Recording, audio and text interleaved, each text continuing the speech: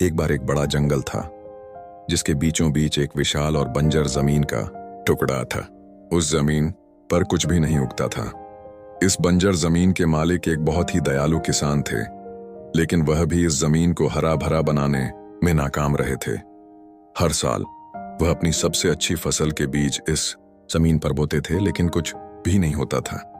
सभी किसान उनका मजाक उड़ाते थे कि वह अपनी मेहनत और अच्छे बीज बर्बाद कर रहे हैं। एक दिन एक ज्ञानी महात्मा उस गांव से गुजर रहे थे। उन्होंने किसान को उदास देखकर कारण पूछा।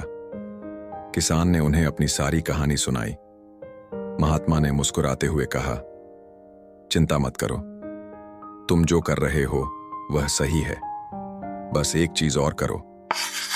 महात्मा ने किसान को सलाह दी कि वह हर दिन कुछ समय उस जमीन पर बैठकर उससे बात करे।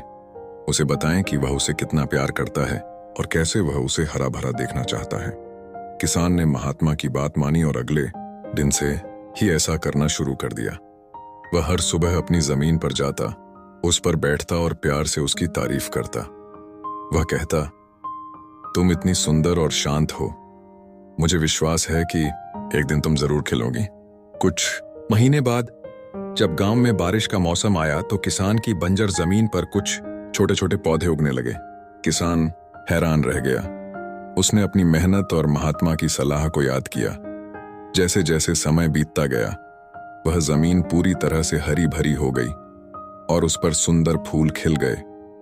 गांव के दूसरे किसान यह देखकर दंग रह गए और उन्होंने किसान से पूछा कि उसने यह चमत्कार कैसे किया। किसान ने कहा, यह सिर्फ मेरे बीजों का कमाल नहीं था, बल्कि मेरे शब्दों की शक्ति और विश्वास का कमाल था।